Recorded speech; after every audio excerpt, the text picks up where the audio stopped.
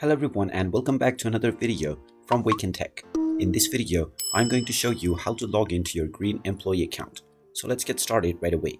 First of all, open up your web browser and then in the address bar, type in go.greenshades.com and press enter. You will now be taken into the Green Shades official website.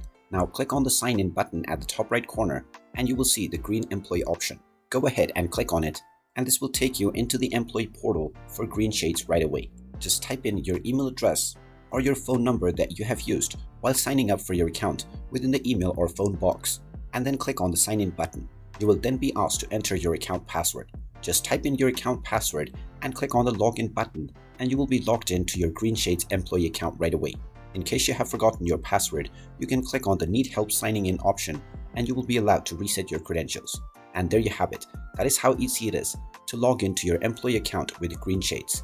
If you find this video helpful, make sure you hit that like button and subscribe to our channel if you haven't done so already. Also ring that notification bell to never miss another update from us. Thank you for watching and I will see you again in the next video.